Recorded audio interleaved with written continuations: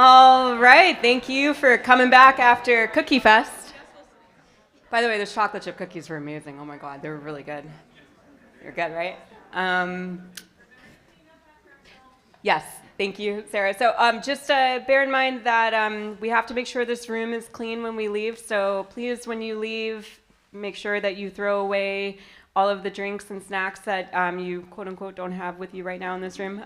So please throw anything away that you have. Also, if you look on the bottom of your workshop agenda, there is a little section for meeting feedback. If you could be so kind as to fill this out and then leave it either with one of us or up in the front on the, what do you call those things, tables that you registered at, just leave it up there. You could just rip it off, or if you want to keep the agenda for memories, you could take that part and then rip the rest of it off.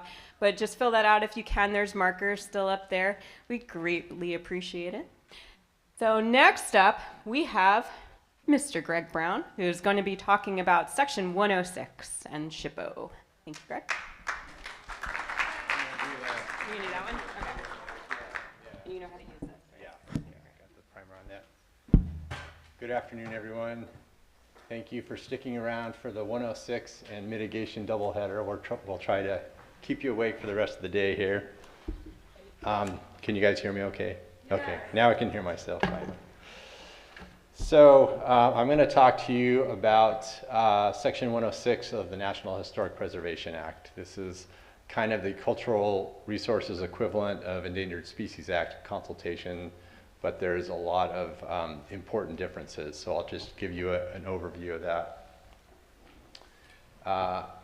Like everything with core permitting, there's a lot of acronyms involved, so I'll run through some of those. I'll probably be throwing a bunch of these out, so this will just help you understand what I'm saying if I forget to define these as I'm going.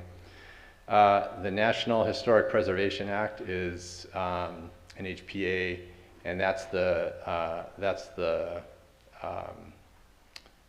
law. No, it's not a regulation. That's the law that requires us to do these consultations. Appendix C and the 800 regs are the regulations that implement the law, and 800 regs apply to all federal agencies. It's how we do these consultations. And then Appendix C is the core regulatory specific regulations. So this applies to our particular, how we do these in particular. And they are compatible. There's a few differences, but in general, they're fairly compatible. ACHP is Advisory Council on Historic Preservation, and that's the national agency organization that is responsible for this. And then the SHPO is the State Historic Preservation Officer, and that's the state delegated authority that implements this at the state level. NRHP is National Register of Historic Places, and that is the thing that defines what a historic property is, and I'll talk more about that in a little bit here. And then the last important one really is the area of potential effects, and that's the kind of the equivalent of the action area for ESA consultations. The last two, I'll get to those a little bit at the end of the talk here. So the Section 106 of the National Historic Preservation Act is the section that requires us to consult, and it basically requires any federal agency, that's us, the Corps, to consider the effects of our actions on historic properties, and that can include permitting, which is kind of the type of action that we do typically. And a historic property is a particular category of cultural resources, and I'll talk a little bit more about that later too. And typically 106 requires consultation between the federal agency, the Corps, and the SHPO, the State Historic Preservation Officer. But there's also some other parties involved. The applicant is going to be an important part of that. There's usually some other consulting parties, including, for us, most typically, that's federally recognized tribes as well as non-federally recognized tribes. Those can be important participants as well. And then any organization or group that has historic or archaeological knowledge or expertise can also be part of those. Before I get too far down the road with the process here, this is a good place to look for information about this process is on our website. And if you don't have that bookmarked already, the easiest way to find it is just Google San Francisco District Regulatory. And as long as it ends with usace.army.mil, you're probably in the right place.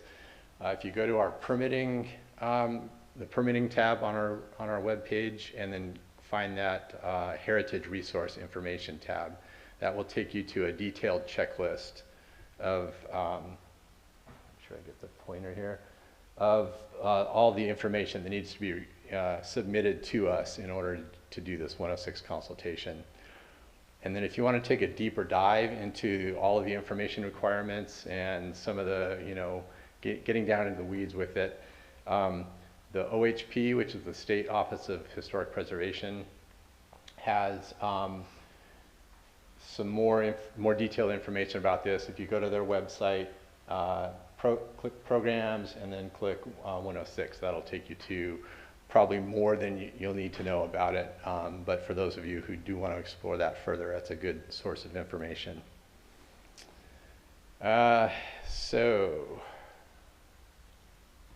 Okay, do I have animations here?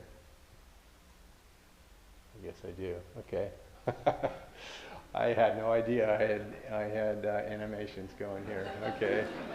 I'm just going to do all of these just because they're, yeah, there we go. Okay. So just to kind of quick overview of the steps, and I'll go into more these steps individually as we go. But you start out by describing the project area, and particularly with reference to what the impacts to waters of the U.S. will be. And Sarah described that earlier, but that's an important part of it that helps us to kind of frame the whole process. You want to identify any cultural resources in that area. And cultural resource can be anything, basically anything that's older than 50 years, and I'll go into that a little bit more. And then looking at the eligibility of those resources, whether they're eligible as a historic property or not. And again, I'll talk a little bit more about that. And then we look at the effects to those historic properties, the effects of the project that we are permitting on those historic properties. And at this point, it's good to point out that depending on what the effects would be, there are some cases when we could say there's no potential to cause effects, and that would, that's the only case where we don't have to consult under this process. Most of the time we are going to end up having to consult with the SHPO. All right. So the first step is to identify your APE, or your area of potential effects. And the best way to do this is just to describe your project area for us. But you also want to focus in on, within that project area, where are the areas where you will be impacting waters of the U.S. And in some cases, if you have a big project, but you only have one little area where you're impacting a water, a bridge crossing, or a culvert, for instance, that may be what we define as our APE, or permit area. In other cases, we may need to consider the entire project area if there's waters distributed throughout the project area. So doing a kind of a thorough, accurate description of that is the necessary first step. Okay, here we go with the animations again. So, yeah, describe the overall project area as well as impacts to waters, and then also looking at direct and indirect areas of direct and indirect impacts. So if your project is going to have visual impacts outside of the immediate project area, or downstream effects through impacting a stream, those are things you want to describe as well. Okay, this is going to drive me crazy. Okay. All right, so another thing about the area of potential effects is making sure you describe the vertical components of that. So if there's going to be excavation, what's going to be your depth of excavation? If you're going to have tall structures or buildings, how high is that going to be? How far away is that going to be visible potentially? Once you set that area, then you want to do a thorough search for any cultural resources within that area. And that's going to include record search, literature searches, looking at information from the NWIC, which is the Northwest Information Center, and tribal outreach is an important part of this as well, because often the tribes will have information about cultural resources that aren't widely published.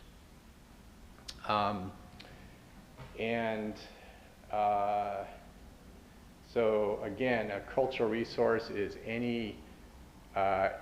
basically anything that's older than 50 years old. So I'll go through some more examples of that as we go, but things that are often overlooked are any kind of a structure, a bridge, a culvert, fence line, even a power line. If it's been there more than 50 years, that's something that you potentially need to describe within the project area.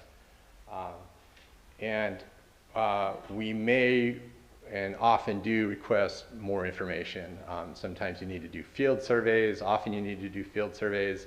Sometimes you'll need to do even subsurface,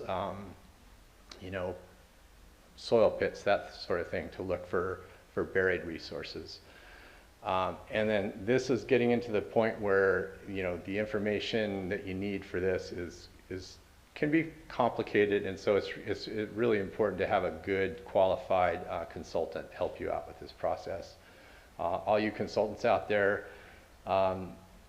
can guide your applicants through this process. A lot of consulting firms have archaeologists or historians on staff.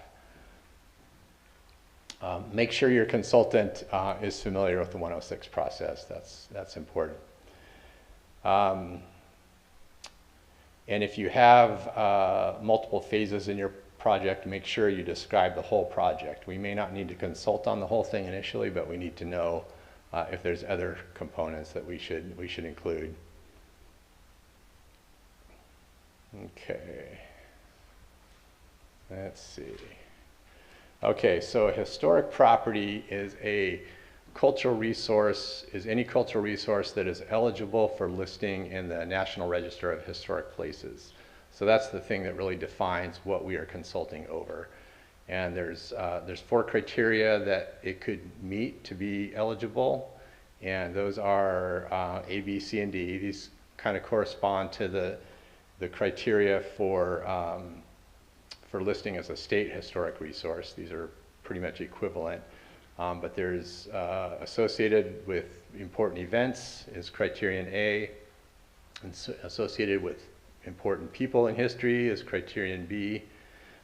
Distinctive characteristics, think Sistine Chapel, or a house by Frank Lloyd Wright or something like that. And then the last one is criterion D, which is the cultural resource that includes important information about our history. Let's see. Okay, here we go. So these are some examples. In the upper left is a Civil War battlefield, which is something that's an important event in our history. The upper right is Frederick Douglass House, an important person in our history. Let's see, some of these I'm supposed to know what they are, but The lower left is an example of fancy architecture, so that could be, yeah, that could be, you know, some Art Deco building or something is a distinctive characteristic or a, you know, a distinctive style of architecture. And then the lower right is an archaeological site, and those often kind of get pigeonholed into criterion D, which is information potential. It's also, especially with Native American archaeological sites, it's also important to consider those under other criteria as well, because they may be, you know, archaeologists may consider them, you know, important sources of archaeological information, but Native American groups may have other ideas about what makes those sites important. So in addition to meeting those, one of those criteria, the site also has to have integrity, has to be intact still. Anybody who has driven across the San Mateo Bridge in and out of Hayward may recognize this. I don't think it's still there. I think it got torn down. But this is a structure that, despite being pretty dilapidated and covered with graffiti, was still considered to be a historic property. So just because something may seem like it lacks integrity doesn't necessarily mean that it won't be a historic property. So you can describe this, or your consultant should describe, you know, the integrity factors here and why they think it does or does not, you know, maintain its value as a historic property. And that's something that we would have to run by SHPO and see whether or not they agree with that. This one was a historic property. It still got torn down, so I'll get to that a little bit later here as we go. So let's see. Okay, yeah, so these are just some examples of different things that can be historic properties. In the upper left, there could be multiple scales involved. Any of these individual buildings might be a historic property. The entire neighborhood could be a historic property, or maybe even just, I don't know if anybody has ever seen the drinking fountain in downtown Petaluma. That is a California historic, whatever they call it, whatever the equivalent, California equivalent of that is, a historic landmark. So there could be multiple scales involved with what we're looking at here. Bridges are obvious things. You can usually tell an old bridge, something that looks kind of cool, that might be something you need to consider. Buildings obviously are pretty common historic properties. And it could be the building, or it could be the horse corral behind the building. That's the important historical thing. So it's not always obvious. An old ship, obviously, and sometimes the location of that ship is important, but you can move the ship somewhere else, and it could also still be a historic property even if it gets moved. And then the last one in the bottom middle is a series of bedrock mortars. So these are landscape features that we also need to consider. Buried things, things are a little, kind of blend into the landscape a little bit more. We want to make sure not to overlook those. And then they can be on much larger scales too, large scale landscape features. There's a lot of salt ponds over in East Bay that are, the collection of salt ponds at a large scale is considered to be a historic property. The example here is the Oliver Brothers Salt Works, and that is the old dilapidated structure that I showed you earlier was associated with this salt pond complex here. The salt ponds are still there, the structure is no longer there. And then even landscapes that, that are fairly natural, haven't been altered by humans, can be historic properties as well, especially if it's something that's a sacred site or something that's otherwise important to Native American groups. Yeah, there's the animation again. Okay, I didn't practice this with the animation, so. So once we determine what cultural resources are on the site, and then which of those cultural resources are considered to be historic properties. And again, that's where your consultant is going to really, be a critical part of that. Having the expertise to know how you go through that process. I'm not getting into details on that with this. Just that's something that you're going to need a consultant for generally. And your consultant will also recommend what the effects, the determination of effects on those historic properties will be, but this is again where the Corps is going to be the one that's going to make the ultimate call on this. So the first one, no potential to cause effects, that's a pretty low bar, and we don't run into that very often. And that's really, is the project limited enough in scale, or it's just going to have such, a low amount of disturbance that there's really no way that anything would be affected even if there was something present right there. So we do have that occasionally, but most of our projects are going to fall into these middle two categories, either no effect or no adverse effect. And those are kind of similar to what we might determine with an ESA consultation. The last one is adverse effects, and that can be something that's obviously, tearing something down. When that old salt pond structure got torn down, that was an adverse effect. But they can also be things that are less, less obvious. Even just fixing up an old building. Yeah, there's my old building I wanted to show you. So this is an old winery building that got kind of updated and fixed up and then turned into a museum and wine tasting room and private residence. So that was considered to be an adverse effect because they were changing the character of that structure and also changing the setting. They added a parking lot, the landscaping was different, so anything like that could be considered an adverse effect.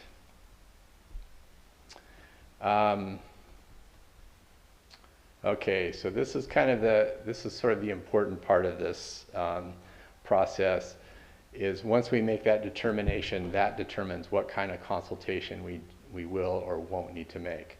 So again, the first one, in the limited number of cases where we can determine that there's no potential to cause effects, we don't need to consult with the SHPO, and we're done with that part of it. So if we can get to that, great, but more often, the vast majority of our projects is going to fall into one of those middle two categories, the blue ones. And then if we do get to a point where we can't avoid any effects to those historic properties, we end up with an adverse effect determination, and that is going to take a little bit longer. Those middle two categories, those can be sometimes completed in as few as 30 days. Usually it's going to take a little longer.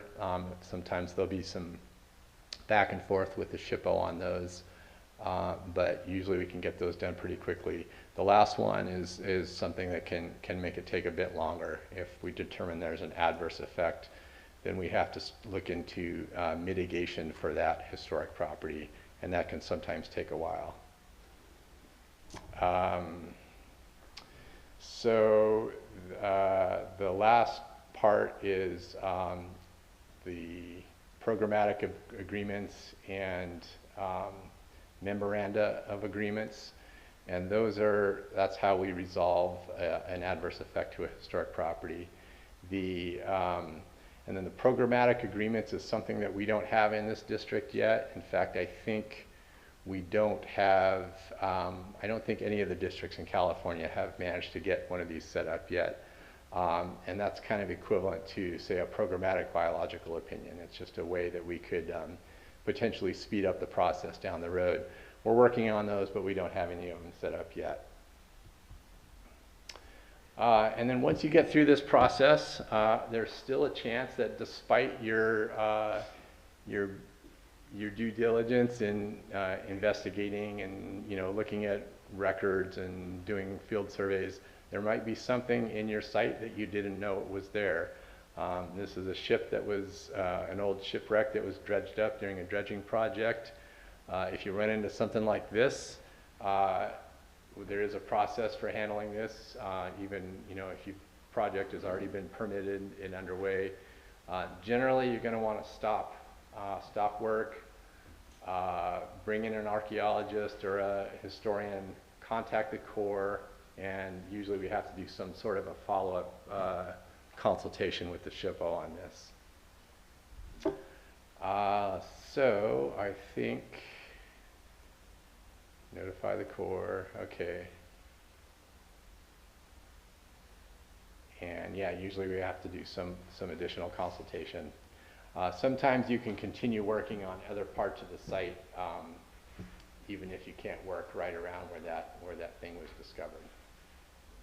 So again, this is the places to go for more information. Corps website, and that'll give you that detailed checklist of what you need to submit to us. And then the OHP website is another good source for more info. That's it for 106. That was pretty quick and dirty. I didn't want to get down in the weeds too much. Feel free to contact us for more questions, or if you have some you want to know more about your particular project, we can walk you through that. If anybody has any questions for me right now, what's our time, Jen? You're good? Yeah, okay. we got like another 3 Yeah, minutes. come on down to the mic, feel free. What's that? If you're gonna, if you have some questions, Oh, okay. Don't walk around unless I have the hand mic. Okay, go ahead. My apologies if you went over it. Native American consultation. There's plenty of times we're already consulting with them under CEQA, AB 52. But there's times that we don't consult under AB 52 because of the exempt project, for example. Okay. So does the Corps always do consultation with the Native American tribes? Yes, almost always. And if you have already started tribal outreach under CEQA, definitely include that information though in what you provide to us, because that'll be helpful for us to get started with that process. Chances are we're going to be contacting those same tribes and asking them to review the same project that you just did 6 months previously. But the more we know about what's already been done, the smoother we can make that process. Yeah. Okay, and I have another question for record searches. Is there a minimum of the search radius, or does it depend on the project location? Yeah, that's a good question. Generally, you can kind of default to the I think there's maybe a standard half-mile radius from your project area, and that can change depending on the type of project. For instance, you could have maybe a mountain that is a sacred mountain, and if you have a project that's going to have a tall structure that's going to be visible from a long ways away, that could kind of expand your area of potential effects, and you might have to consider something far away like that mountain that your project would be visible from. So it's kind of context dependent. Yeah. But generally, half mile is a safe place to start with that. Okay, thank you. Sure. Yeah, could you clarify what's the trigger or what's the size limit? I mean, at what point does the Corps say we want you to do a Section 106? I assume you don't do a Section 106 on every project that comes before you. What's the not every project, but again, the only time we don't have to do 106 consultation is if we can determine there's no potential to cause effects. And that includes, there may be, and it's not just that there's no known cultural resources in your project area.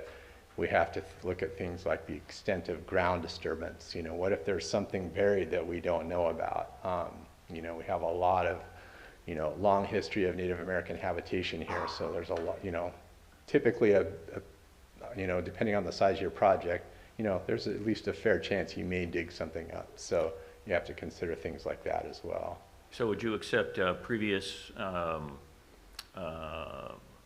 research on the site when you make that determination, or how? If the site has been extensively studied and, you know, including, you know, subsurface surveys, if there's been a lot of previous development and nothing has turned up in those, sometimes that can be evidence of negative results, but it's kind of one of those things where you never know what's there until until you dig up the entire site. So we're really just more looking at like the size of your project and what's the extent of disturbance that will happen.